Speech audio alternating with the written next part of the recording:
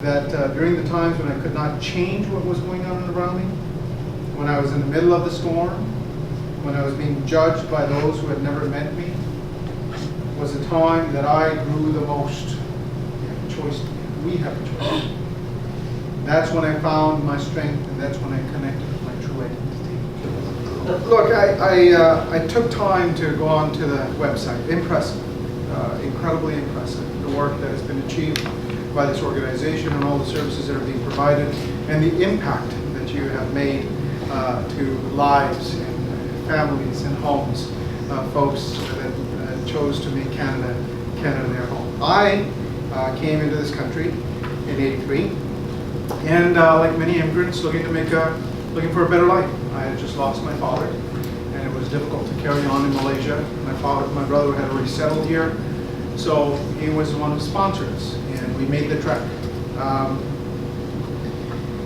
And this will sound very familiar, because as we landed at the airport in Vancouver in the fall, there weren't very many coconut trees, but there was this white stuff falling out of the sky. There was sun shining, but it wasn't very warm. So there was a lot of adjustment that came along. Not wearing a uniform to school, having to pick out casual clothes every day. Oh my God, the stress of that. You know, we come from a conservative country. Malaysia is a very conservative country. Imagine walking into school first day, and I don't think I've ever seen that much DNA being exchanged between students. You know, when you come from a country where those kinds of scenes are censored out of a movie, you know, you see two heads coming together, and next thing you see is two cars speeding away. It didn't make sense as to how that all happened. Huge changes, and this is the story I suspect that many of us share when you come to a foreign land, especially at a young age.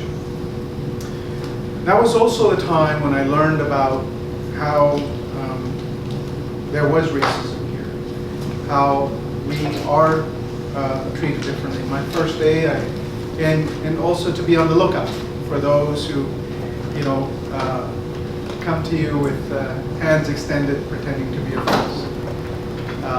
My first experience of that was someone slapping a sticker on my back, saying, "Welcome to Frankfurt Secondary."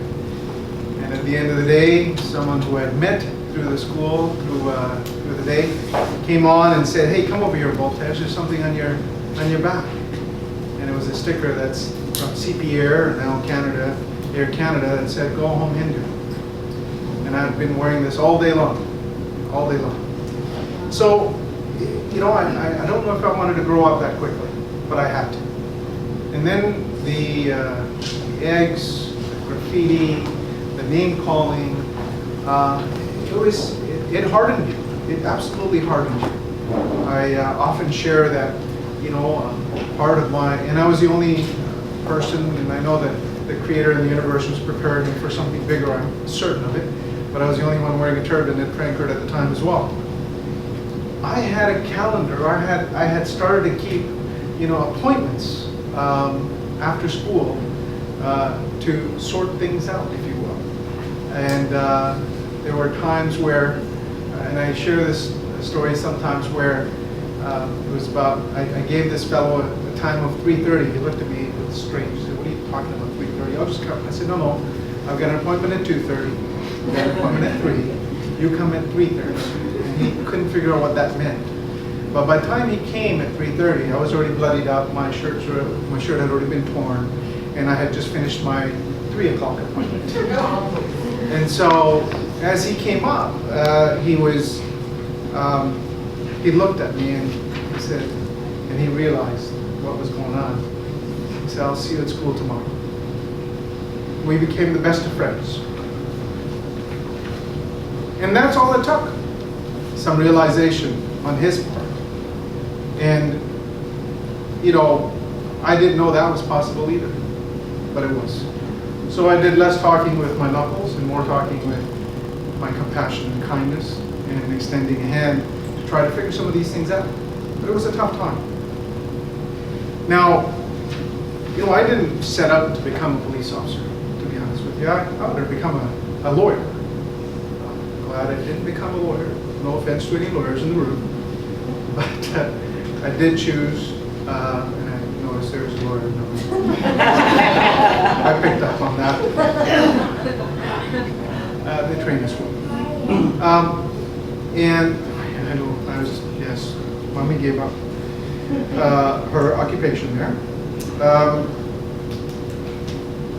But it was when I started working in the community, trying to advance and trying to better my resume to get into law school because of the advice of a professor at home. And I volunteered with the RCMP, and I would go on ride-alongs with them and serve, and started the Block Watch program here in Surrey. But I started to interact with the community, and there were a lot of new immigrants here. And there was this affinity and this sort of comfort and easiness when I would be in the car and we were meeting with South Asian families. They would come to me thinking that I was a police officer already. So if there's ever a case to be made anecdotally about how important it is to have representation of the community in every service, in every public institution, well, I can speak to that over and over and over and over again. Build confidence, build trust, investment, recognizing that you are being heard, recognizing that you are being identified with. So important. That is what changed my decision, conscious decision, to join a police force. Not the RCMP, a police force. I applied to the BPD, I applied to Delta Police, I applied to the West, and I also applied to the RCMP. Now, nobody was ready to hire me until they figured out what the RCMP was going to do, because then this started. I gave a interview to the BC Report, which some of you might remember. If you do, you're as old as I am. Yes. Oh, sorry. To the BC Report, and that went in those days viral. Not like the way it goes viral today, but it did go viral. And that started other interviews, that started other folks looking me up. And that then started the national debate. I was shocked. And when we see those caricatures, it's when we want to dehumanize the other person so that it's easier to hate the other person. That's what we used to do in World War I and World War II. We saw those caricatures. That's what we did with the pins. There were large signs on highways, no to turbans. I mean, they didn't do a good job in representing this handsome face on those signs, but who can blame them? And it carried on that way. I made a decision at that point to not stay silent, but rather to take the opportunity to educate my fellow Canadians. I came across three types of people. Those who are high-fiving me, way to go, this is what Canada's about, keep going, we got you back.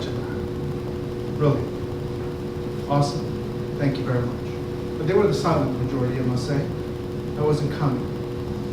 Then I ran into those folks that were just concerned. They did not know. And I often say to students when I go to schools, they say, you know what, it's okay to be it's okay to have some ignorance, but it's not okay to stay ignorant. Everybody starts with not knowing, but you can't stay not knowing. That's a choice.